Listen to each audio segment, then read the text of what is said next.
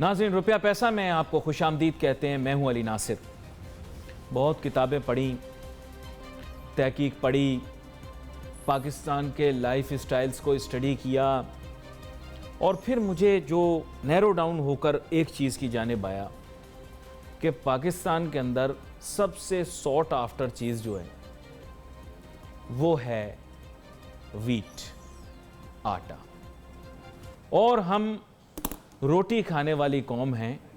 हम rice produce तो ज़रूर करते हैं, लेकिन हम राइस ईटिंग नेशन नहीं हैं। वाकई में ये मैं आपको बड़ी अजीब सी बात बता रहा हूँ। हमारे यहाँ अमूमन लोग ऐसा सोचते हैं कि चावल की प्रोडक्शन है, चावल के ऊपर तो बेइंतहा बात होती है। उनकी तंजीम भी है, अपनी रीप है, rice exporters association of Pakistan.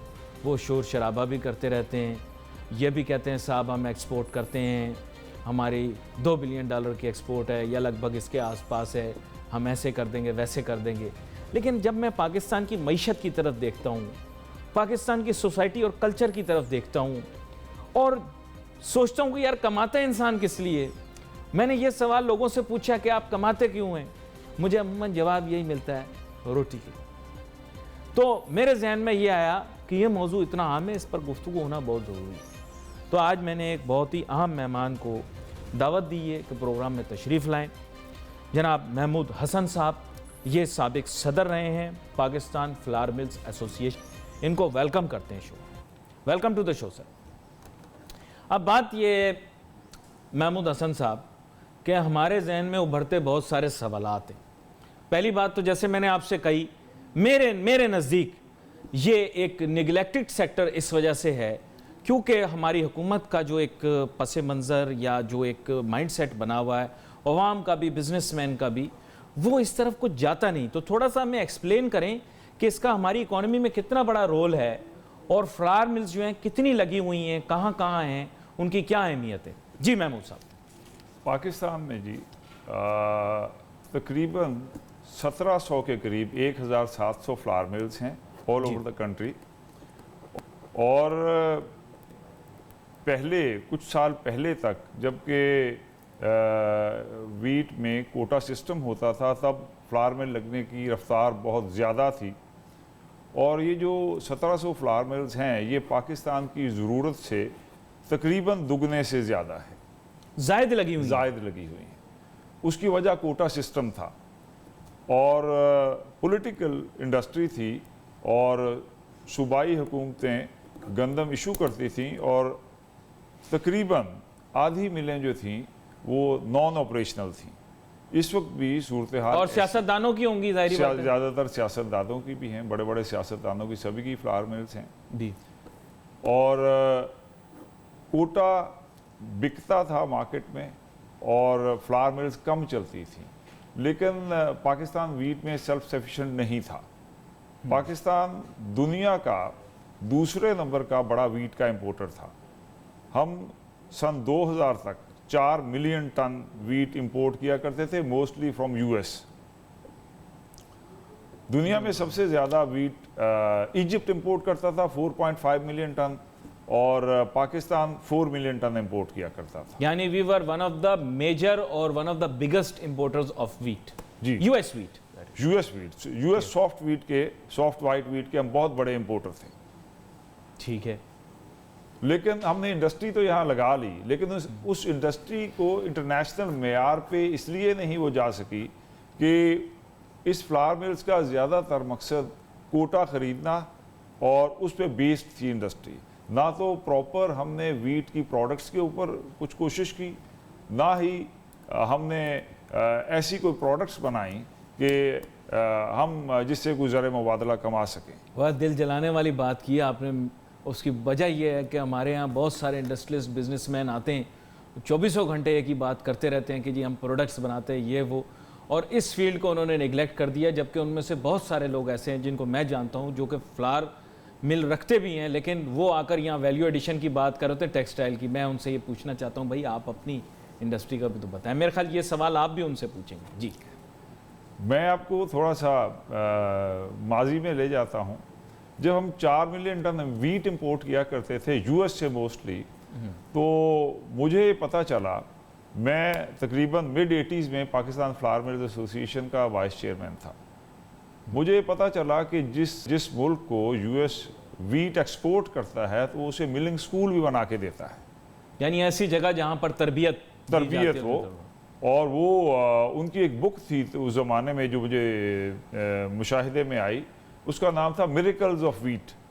उसमें उन्होंने कोई तकरीबन 350 प्रोडक्ट्स की रेसिपीज़ दी हुई थी कि वो यूएस वीट एसोसिएट जो इनका वीट एक्सपोर्ट करने वाला अदारा था, उसने वो बुक तरतीब दी हुई थी प्रोग्रेसिव, ताकि उनकी जो गंदम वो जिन मुल्कों को एक्सपोर्ट करते हैं उनको बता सकें कि इस वीट से आप कौन कौन सी प्रोडक्ट्स बना सकते हैं और इसकी कौन कौन सी इंडस्ट्री में खपत हो सकती है, रिक्वायरमेंट हो सकती है।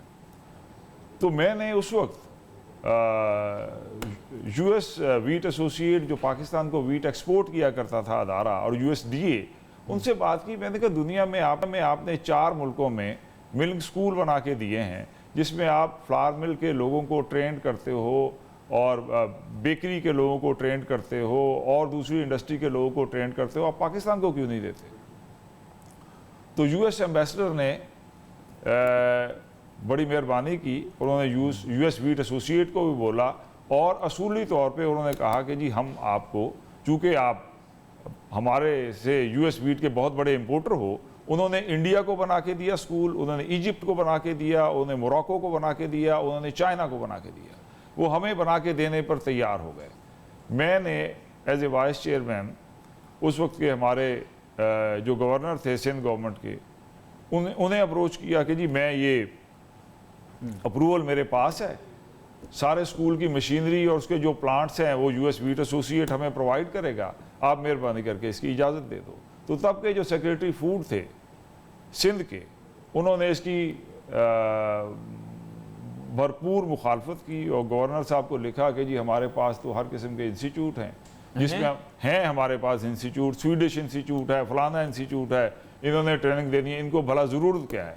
उस वक्त फ्लावर मिल्स एसोसिएशन ने यह भी ऑफ़र किया कि जी जगह के पैसे हमारे पास हैं, plant and machinery US wheat associate ने देनी है, आप मेहरबानी करके इसे अलाउ कर दें। तो लेकिन गवर्नमेंट की तरफ से हमें इजाज़त नहीं मिली। बड़ी हैरानकुन बात है। मुझे एक छोटी सी ब्रेक लेनी है, ब्रेक के बाद जब वापस आएंगे, असल प्रॉब्लम हमारे मुल्क के अंदर यही रहा है कि ब्यूरोक्रेटल नेक्स्ट जो हैं, कभी कभार अच्छे काम होने से भी वो, मैं कहता हूँ कि चलो आप हर्डल बन रहे हो वो एक अलहदा चीज़ है, और रुकावट आप ऐसी बन रहे हो कि आपको कोई सरपास या क्रॉस ना कर सके, वो एक और चीज़ है। इट इज़ वेरी अनफॉर्चुनेट कि हमारे यहाँ माजी में क्या क्या हुआ है। यहाँ पर एक छोटी सी ब्रेक लेते हैं, ब्रेक के बाद वापस आते हैं, अपनी गुफ्तगू को जारी रखें।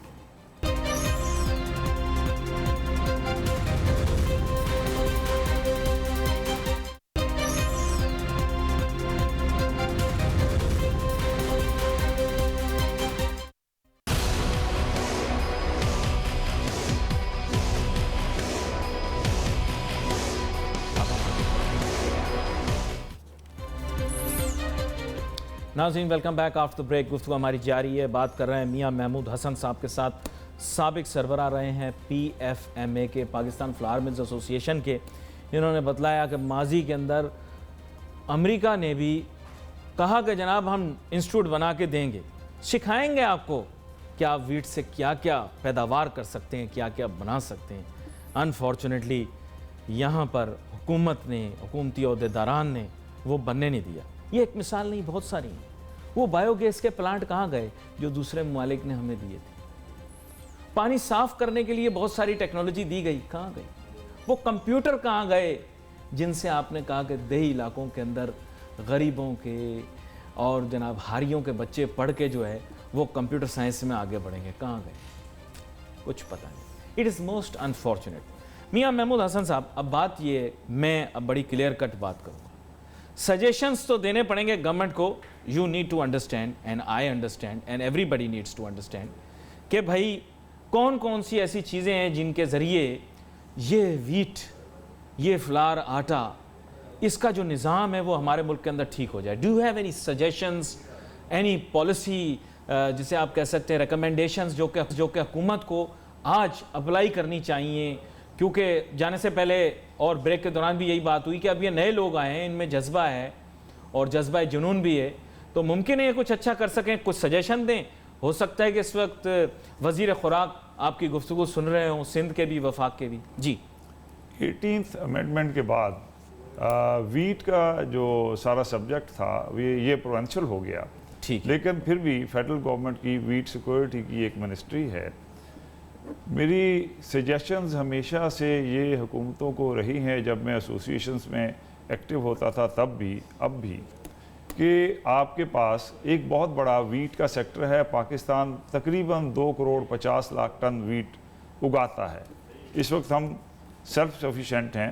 इस साल थोड़ा सा मिसहैप हुआ है, पंजाब की फसल ख़राब मौसम की वजह से जी वो कुछ सही नहीं रही, उसका ग्लूटेन लेवल कम हो गया है, जो कि मुख्तलिफ एंड प्रोड्यूसर्स को प्रॉब्लम करेगी। लेकिन इतना बड़ा सेक्टर, इसके ऊपर हुकूमत को तवज्जो देने की ज़रूरत है, और हुकूमत इस हद तक सिर्फ तवज्जो दे कि वीट से जो प्रोडक्ट्स बन सकती हैं उनकी एक्सपोर्ट के लिए। पहली बात तो ये है कि मैं सजेशंस ये देता हूँ, पहली सजेशन ये है कि एक प्रॉपर मिलिंग स्कूल बनाया जाए, जिसमें हमारे पास 1700 फ्लावर मिल्स में शायद ही किसी फ्लावर में क्वालिफाइड मिलर हो। मिल चलाने वाले बिल्कुल मिस्त्री से ऊपर आए हुए हैं। इसी तरह बेकिंग इंडस्ट्री है, उसमें भी बहुत कम ट्रेंड बेकर हैं, बिल्कुल उस्तादों के सीखे हुए लोग। यानी तालीम की ज़रूरत है। तालीम की एक बहुत बड़ा रॉ मटेरियल जो हमारे पास है, इसकी एक बहुत अच्छी मिसाल टर्की है, जिसके पास ओवर कैपेसिटी थी। आज टर्की दुनिया के 130 मुल्कों को वीट और वीट प्रोडक्ट्स एक्सपोर्ट करता है, और हम बहुत पीछे रह गए हैं। और ज़र मुबादला भी कमाता है। ज़र मुबादला कमाता है। 2 करोड़ 50 लाख टन गंदम है हमारे पास, और अगर हमारी इंडस्ट्री ज़्यादा लग जाती है, हम एक्सेस वीट की भी अगर हमें ज़रूरत पड़े तो हम इंपोर्ट भी कर सकते हैं। अच्छा, बॉल पार्क फिगर क्या हो सकता है अगर Pakistan value added products in wheat को एक्सपोर्ट करता है? कोई बॉल पार्क फिगर, कोई रफ सा कोई फिगर हो, क्योंकि यहाँ आपको पता है आजकल एक फैशन बन गया है। टेक्सटाइल वाले आते हैं, कहते हैं हम इतनी कर देंगे, कोई इंडस्ट्रियलिस्ट आता है तो कहता है हम 100 बिलियन कर देंगे, चावल वाले आते हैं तो मैं मानता नहीं हूँ उनकी बात, वो नाराज़ हो जाते हैं कभी कभार, लेकिन वो कहते हैं साहब हम $1 बिलियन बढ़ा देंगे। तो वीट कितना कुछ कंट्रीब्यूट कर सकती है? जी, बात ये है कि मैं दावे करने का कायल नहीं हूँ। मैं तो ये कहता हूँ कि काम स्टार्ट किया जा सकता। फिर अगर आप मेहनत करोगे, जितनी मेहनत आप करेंगे उतनी ही ज़्यादा आपको उसका रिवार्ड मिलेगा। मज़े की बात आपको बताता हूँ, आजकल जो है ना वो हर तरह से जो है ना, और हर तरफ से एक शोशा आता है। अब एक शोशा आया पिंक हिमालयन सॉल्ट का, और आपने भी सुना होगा सोशल मीडिया पे बड़ा गर्म हो गया, तो हर आदमी कह रहा है कि जी पाकिस्तान का ज़र मुबादला उससे बढ़ जाएगा। तो मैंने इसीलिए आपसे सवाल किया था, क्योंकि लोग लंबे चौड़े और ऊंचे दावे करते हैं कि साहब इतना आ जाएगा, इतना आ जाएगा, लेकिन आपने सही एक मतलब कंजर्वेटिव बात यह है कि चलो शुरू तो हो, काम शुरू होगा। तो आपने एक मिसाल तो दी है बैनुल अक़वामी के, उन्होंने पैसे कमाए हैं, आई एम श्योर कि उनकी इकोनॉमी के अंदर बड़ी कंट्रीब्यूशन होगी, एम्प्लॉयमेंट भी तो मिलेगी ना लोगों को। क्या कहते हैं आप? देखें, हमारे पास वीट से जो प्रोडक्ट्स बनती हैं, मिसाल के तौर पे आप पास्ता की इंडस्ट्री को प्रमोट कर सकते हो, आप बेकिंग इंडस्ट्री को इंपोर्ट कर सकते हो। इसमें हमारे पास बहुत लिमिटेड बेकरीज हैं, इंडस्ट्रियल बेकरीज। और मैं अमान में गया, वहाँ से वो उनके पास डोनट्स की और क्रोसेंट की ऑटोमेटिक लाइंस लगी हुई हैं। वो वहाँ से वो उनके लोकल वीट भी नहीं होती। अच्छा। वो वहाँ से पूरी दुनिया को डोनट्स एक्सपोर्ट कर रहे हैं। ओमान की बात? ओमान, मस्कत की बात कर रहा हूँ। अच्छा, हमारे यहाँ इस तरह की इंडस्ट्रियलाइजेशन नहीं हो सकी है, बहुत सारी वजूहात की बना पर। हम कर सकते हैं कि नहीं? हम कर सकते हैं। हमारे पास पोटेंशियल भी है, थोड़ी सी ट्रेनिंग दी जाए, लोगों को बताया जाए, और हमारे पास काम करने वाले लोग भी हैं, और मेहनती लोग हैं, और रॉ मटेरियल हमारे पास है, और हम इस 2 करोड़ 50 लाख टन वीट में से कम हम 50 लाख टन। चलिए फिर थोड़ी कड़वी बातें भी आपसे कर लेते हैं। बात यह है कि अब हमारे यहाँ प्राइवेट सेक्टर के ऊपर तनकीद भी आती है। अब आपने एक बात की, तो हुकूमत के ऊपर तो ज़ाहिरी बात है तनकीद होती है, लेकिन बात यह है कि ताजरों और सनतकारों में कितने लोग ऐसे हैं जो कि विजनरी हैं, जिन्होंने डाइवर्सिफाई किया या अपने प्रोडक्ट को अंडरस्टैंड किया और उसको आगे बढ़ाने की कोशिश की। सरमाया की आपको बात माननी पड़ेगी, सरमाया की कमी तो इन लोगों के पास नहीं है ना, जो सरमायाकार तबके की आपने बात की, बहुत सारी मिलें तो सियासतदानों ने भी लगाई होंगी। उनके जहन में क्यों ख्याल नहीं आया कि हम वैल्यू ऐड करें, कुछ नया बनाएं, और जिन चीज़ों की आपने बात की, मिरेकल्स की बात की कि जो किए जा सकते हैं इसके ज़रिए, तो उन्होंने क्यों नहीं किए? ये मेरा सवाल है आपसे। देखें, जब आपके मुल्क में आप हमारी फ्लावर मिल इंडस्ट्री में 90% लोग जो थे उनकी नज़र इसी बात पे होती थी कि कोटा किस तरीके से मिलना है और उससे आपने किस तरह बेनिफिट लेना है, और हुकूमत का भी यही काम रहा है, तो ये कोई मतलब इतनी आम बातें हो गई कि वीट प्रोक्योरमेंट के ऊपर जो डिपार्टमेंट के लोग हैं किस तरीके से पैसे कमाते थे और इशू के ऊपर किस तरीके से कमाते थे, और इसके अंदर कितने कितने आज भी जो आप अगर कल के अखबार पढ़ें तो उसमें आपको ये भी पता चल जाएगा कि बहुत सारी जगहों पे जो गवर्नमेंट के स्टॉक्स में वीट है वो असल में अवेलेबल ही नहीं है। हाँ, सही से असेस नहीं हुई। नहीं, उनके पास चोरी हो गई है। चोरी कैसे हो सकती है? हो गई है, हो चुकी है, वो लोग मानते भी हैं। कितनी हुई होगी? लाखों टन? हमारे सिंध की आप देख लो कि सिंध के अंदर इस साल इनके पास ये कहते हैं कि 8.5 लाख टन वीट है, लेकिन असल में नहीं है। समझा नहीं मैं। यहाँ पे इनके पास, सिंध गवर्नमेंट के पास 8,50,000 टन वीट होनी चाहिए कागज़ों के एतबार से, ठीक है, लेकिन ये खुद इनके जो रिकॉर्ड है वो ये बताता है कि इनके पास तकरीबन आधी वीट है, आधी नहीं है। ये आप देखें, कोर्ट में केस चल रहे हैं, कोर्ट तो फिर में वो कहाँ गई? कहीं चली गई, इनको पता है, वहाँ स्टॉक्स में नहीं है। तो ये सारी चीज़ें नहीं, हैं। लेकिन जो डिस्क्रिपेंसी आपने बताई है या अनैमली बताई है तो बड़ी मैसिव अनैमली है, देखें बहुत बड़ी अनैमली है। हाई कोर्ट में केस चल रहा है, मेरी तरफ से दी गई फिगर्स नहीं है, रोज अखबार में आप पढ़ते हैं। पर इतनी बड़ी अनैमली क्रिएट तो नहीं हो सकती ना, आप खुद बिजनेसमैन हैं, आपको पता है स्टॉक के अंदर इस तरह से चीज तो नहीं हो सकती कि आप कुछ ये गवर्नमेंट स्टॉक्स हैं, गवर्नमेंट स्टॉक्स मतलब जो भी है जिसमें कमी है और हुकूमत बेबस है, कुछ एक्शन नहीं लेना चाह रहा है। एक्चुअली बात यह है, हम एक्शन तब लेते हैं जब नुकसान हो चुका होता है। शुरू में हमारे सामने जब नुकसान हो रहा होता है तो कोई भी अदारा एक्शन नहीं लेता, होने देता है। जब नुकसान हो चुका है तो फिर हम फायर फाइटिंग के लिए पहुंच जाते हैं, हमने उसको पकड़ लिया, हमने ये कर दिया। जैसे नुकसान हो रहा था, आप लोग कहाँ थे? बड़ी आम बात आपने की है, और ये मैं काफ़ी हमारे नाज़रीन को समझाता भी रहता हूँ कि बहुत सारी ऐसी चीज़ें हैं जो कि मीडिया के ऊपर पता नहीं होती लोगों को, लेकिन हमारे मुल्क के अंदर बहुत सारी चीज़ें ऐसी हो रही हैं जो कि मे बी इतनी ग्लैमरस नहीं है, लेकिन कि उनको डिस्कस किया जाए, लेकिन उनकी जो वॉल्यूम है और जो मैग्नीट्यूड है वो आपके सामने महमूद साहब ने जिक्र किया उसका, तो it's kind of to me it's kind of shocking कि इतनी बड़ी चीज़ हो जाती है। अच्छा, मैं एक चीज़ जो आपने की ज़ाहिरी बातें हाईलाइट की, लेकिन आपने एक हिस्से को छोड़ दिया। मेरी बात का इंटरेस्टिंग एस्पेक्ट ये था कि जो मालदार सरमायाकार तबका है, आपको एक्नॉलेज करना पड़ेगा, उन्होंने अपना रोल प्ले नहीं किया। देखिए, ये चंद चीज़ें आपने मुट्ठी भर चीज़ों के नाम ले दिए कि ये चीज़ें इससे बनाई जा सकती हैं। बाकी फ्लावर मिल्स वाले क्यों इस पर तवज्जो नहीं दे रहे? उनका फोकस इतना, बस जैसे आपने बताया कि कोटा हासिल करने वाला था, और आज भी वो यही कहते हैं कि आटे की बोरी बेचो। क्यों आटे की बोरी बेचो? क्यों रोटी का प्लांट ना लगाओ? क्यों डबल रोटी ना बनाओ? क्यों पास्ता ना बनाओ? ये चंद चीज़ें आपने जिक्र किया, क्यों बेक प्रोडक्ट्स ना बनाओ?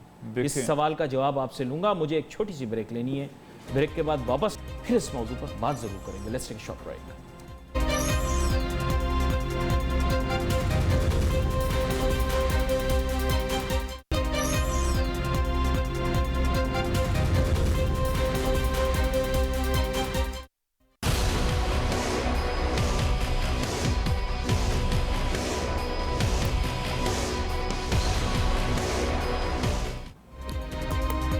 नाज़रीन, welcome back after break. Mian Mahmood Hasan sahab के साथ बात हो रही है, और इंटरेस्टिंग बात यही थी कि मैंने ऐसा महसूस किया, मैं गलत सोच रहा हूँ। बहुत सारे ताजर सनतकार प्रोग्राम देखते हैं, कभी कभार मेरी बातों का बुरा भी मान जाते हैं क्योंकि बड़ी कड़वी कड़वी बातें करता हूँ, लेकिन बात यह है कि every industrialist in the private sector also responsible primarily for the problems that are there today. Mian Mahmood Hasan Sahab, आपने तो अभी ये तफसील बता दी कि जी वैल्यू ऐड कर सकते हैं, चेंज कर सकते हैं। मैं फिर वही सवाल आपसे पूछूं, देखिए बहुत सारे लोग ऐसे हैं जिनके पास सरमाया रिसोर्सेज की कमी नहीं है, उनके पास फ्लावर मिल्स हैं, वो क्यों वैल्यू एडेड प्रोडक्ट्स नहीं बना रहे? वो वीट से जो पैसा कमाते हैं वो कहते हैं साहब मैं एक और फ्लावर मिल डाल दूं, मैं शुगर मिल बना लूं, या मैं कोई प्लाजा डाल दूं। तो लोगों की सोच ये इस तरफ क्यों नहीं आ रही? ये वैल्यू एडिशन की आपने बात की, आपने फिगर नहीं दिया, लेकिन मैं अपने जहन में कैलकुलेट कर सकता हूं कि वीट की वैल्यू एडिशन अगर की जाए तो डाउनस्ट्रीम कितनी प्रोडक्ट्स हैं, कितना पाकिस्तान ज़र मुबादला बना सकता है, ये हमारी सोच है। क्योंकि एग्रीकल्चर के अंदर हम सिर्फ कॉटन के ऊपर फोकस करके टेक्सटाइल खेल रहे हैं। हम वीट खेल कर हम बिस्किट भी खेल सकते हैं, जैसे ब्रेक में आपके साथ बात हो रही थी। हम ये पास्ता वगैरह, स्पेगेटी और पता नहीं कितनी चीज़ें बनती हैं, आई एम श्योर आप और ज़्यादा बताएंगे मुझे। और बहुत सारे बेकिंग कन्फेक्शनरी बहुत बड़ी इंडस्ट्री है, इसमें बड़ा पैसा कमाया जा सकता। क्यों इस तरफ नहीं आ रहे? सरमाया की उनके पास कमी नहीं है, माइंड यू, बच्चे भी सबके पढ़े लिखे हैं, विद ऑल ड्यू रिस्पेक्ट, क्यों नहीं कर रहे? मुझे इस सवाल का आपको जवाब देना पड़ेगा। जी मियां। पहला तो मैं शुरू में आपको जवाब दे चुका हूँ कि हमारे यहाँ ऐसे कोई इंस्टीट्यूट्स की कमी है जिसमें प्रॉपर ट्रेंड लोग आपको मिलें। मैन पावर नहीं, मैन पावर में, क्योंकि यहाँ पे ऐसा कोई इंस्टीट्यूट नहीं है। मैंने गुजारिश की कि फ्लावर मिलिंग में भी हमारी 1700 फ्लावर मिल्स में शायद गिनती की 4-5 हो या 10 हो जिनके पास लैब हो और टेक्निकली वो साउंड हो। वो उस तरीके से डेवलप नहीं है, हमें वर्कफोर्स, ट्रेंड वर्कफोर्स नहीं मिलती। दूसरी वजह ये है कि चूँकि ये पॉलिटिकल इंडस्ट्री रही है, फ्लावर मिलिंग, वीट का बिज़नेस गवर्नमेंट किसी न किसी वजह से कंट्रोल करने की कोशिश करती रही है, जिसकी कि मैं हमेशा से मुखालफत करता रहा हूँ। कंट्रोल करने से ये था कि मुझे जब मैंने ये काम शुरू किया, फ्लावर मिल से आगे बढ़ना शुरू किया, तो मुझे अपनी गवर्नमेंट से बहुत ज़्यादा रेजिस्टेंस मिली। अपनी गवर्नमेंट से, क्योंकि वो कहते थे कि जी आप वीट का सिर्फ आटा बना सकते हो, अगर आटे से आप प्रोडक्ट्स बनाओगे तो वहाँ कोटा सिस्टम होता था। मेरे पास 2 फ्लावर मिल्स थी, जब मैं वैल्यू एडिशन करने लगता था तो वो फ्लावर मिल्स का कोटा बंद कर देते थे। लो, ये तो बड़ी ऑकवर्ड सी चीज़ है। ऐसे रहा है। आप हैरान होंगे कि मैंने जब शुरू में अपना ब्रांड एस्टेब्लिश किया तो मैं मतलब सही चीज़, बेहतर चीज़ जिसकी डिमांड थी, गवर्नमेंट के लोगों से चोरी बेचता था। मैंने उस्मानाबाद में जाके गोडाउन लिया, वहाँ से मैंने अपना ब्रांड बेचना शुरू किया और गवर्नमेंट की तरफ से मुझे पाबंदियों का सामना करना पड़ा। फिर जब मैं पास्ता के बिज़नेस में आया तो गवर्नमेंट की तरफ से सख्तियाँ आईं। जब मैं ब्रेड इंडस्ट्री में आया तो गवर्नमेंट की तरफ से सख्तियाँ आईं। ये अब बड़ी मुश्किल से आके गवर्नमेंट ने कुछ दूसरे तरीके से सोचना शुरू किया है, लेकिन अब भी वक्त का है। हम लोग जो हमारे पास raw material, basic raw material है, उसको यूज़ करके हम बहुत बड़ी मिकदार में ज़र मुबादला कमा सकते हैं। भाई एक तासुर शायद ये जाता है कि हम क्वालिटी प्रोडक्ट बना नहीं सकते, इसलिए हम एक्सपोर्ट नहीं कर सकेंगे, शायद ये एक तासुर जा रहा हो, इसलिए लोग नहीं इस तरफ आ रहे। अब तो आ सकते हैं ना। अब ये जैसे आपने माजी की आपकी स्ट्रगल थी, फ़ायदा दूसरों को भी होगा, ज़ाहिरी बात है, लेकिन फ़ायदा आपको भी होगा। लेकिन मेन एम ये कि अब तो हम एक लॉन्च पैड, एक पोजीशन के ऊपर आ गए हैं, तो अब क्यों नहीं? हम क्वालिटी प्रोडक्ट्स बना सकते हैं। उसके लिए हम थोड़ी सी अगर मेहनत करें तो हम खुद ही कर सकते हैं, हमें किसी की सपोर्ट की भी ज़रूरत नहीं है। लेकिन बात एक्सपोर्ट ओरिएंटेड इंडस्ट्री भी एक्सपोर्ट ओरिएंटेड इंडस्ट्री लग सकती है, बहुत ज़्यादा बड़ी इंडस्ट्री लग सकती है। क्योंकि देखें, हम सबसे ज़्यादा तो गंदम ही उगाते हैं, हमारी लोकल कंजम्पशन भी है।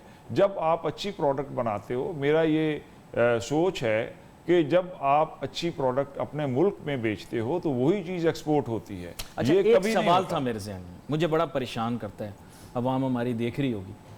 बात यह है कि 10 रुपए की हम लोग ख़रीदते हैं रोटी आजकल, अगर तंदूर पे जाएं तो आप लोग कोई इंडस्ट्री ऐसी नहीं इस्टेब्लिश कर सकते? क्योंकि ये भी आपको पता है रबड़ बन जाता है, उसके बाद चाहें तो आप इसको इलास्टिक के तौर पर भी इस्तेमाल कर सकते हैं अपने लिबास के अंदर। रोटी इतनी सख्त हो जाती है, सोडा इतना डालते हैं, उसके बाद सेहत के ऊपर भी जो असरात होते हैं वो भी मैं आपको बता नहीं सकता, जुमे की नमाज का वक्त है। तो बात यह कि इसको किस तरह से आप लोग कोई इंडस्ट्री नहीं लगा सकते जिससे रोटी, जैसे कि हमारे यहाँ ट्रेडिशनली खाई जाती है, चपाती खाई जाती है, वो ऐसी मिल जाए जिसे वार्म करें और खा लें? हो सकता है ऐसे करें? बिल्कुल हो सकता है। इंशाल्लाह आहिस्ता आहिस्ता इस तरफ हम लोग जा रहे हैं। पाकिस्तान में इसके प्लांट्स इंशाल्लाह जल्द ही लगेंगे। मैं ये गुजारिश कर रहा था कि अच्छी प्रोडक्ट अगर आप अपने मुल्क में उसकी मार्केट डेवलप कर लेते हो तो वो प्रोडक्ट जो अपने मुल्क में बिकती है वही एक्सपोर्ट होती है। मैंने आपको जिक्र किया था कि जापान अच्छी गाड़ियां बनाता है, पहले अपने मुल्क में बेचता है, फिर वो एक्सपोर्ट करता है। जो मुल्क, अगर हम कॉटन की चीज़ें बनाते हैं या कॉटन का कपड़ा बनाते हैं, अगर हमारे मुल्क में उसकी मार्केट नहीं है तो हम एक्सपोर्ट, हमसे कौन लेगा? हम अगर दुनिया के किसी भी मुल्क में चले जाएं, वहाँ तो से आप कह रहे हैं first serve local consumer, local consumption आपकी होगी, अपनी क्वालिटी है प्रोडक्ट वैसे लोकल डिमांड इतनी कि लोग वैल्यू एडेड की तरफ आए? बिल्कुल है, बिल्कुल है। हमारी वो इंडस्ट्री जो कि जिसकी प्रोडक्ट लोकल नहीं बिकती हैं, आपका कितना कपड़ा लोकल पहनते हैं, आप उसे एक्सपोर्ट करने जाते हैं तो आप सिर्फ चादरें और तौलिए ही एक्सपोर्ट कर रहे हैं, और क्या कर रहे हैं भाई? आप कोई ब्रांड तो नहीं है पाकिस्तान के टेक्सटाइल के, कोई ब्रांड तो नहीं है। आप जाके यूके से 500 रुपए का, $500 का या 500 पाउंड का जूता खरीद के लाते हैं, 200 पाउंड की टाई खरीद के लाते हैं, और हमारा ही कपड़ा, मैं खुद जाके अपनी शर्ट जाके खरीदते हैं तो अंदर लिखा होता है मेड इन पाकिस्तान। ब्रांड यहाँ उनका, बात आपने की है। ब्रांड आगे आने उनका। वाले दिनों के अंदर आपके साथ इस मौजू पर गुफ्तगू रहेगी और ख़ास तौर पे बिजनेस के मौजूआत पर भी होगी। आज के प्रोग्राम का हमारा वक्त, आपको पता है वक्त के अंदर जितनी गुफ्तगू हो सकती है वो हम करते हैं। फेसबुक के ऊपर we wait for your messages. यहाँ पे अली नासिर हमारी टीम को इजाज़त दीजिए। अल्लाह हाफिज़।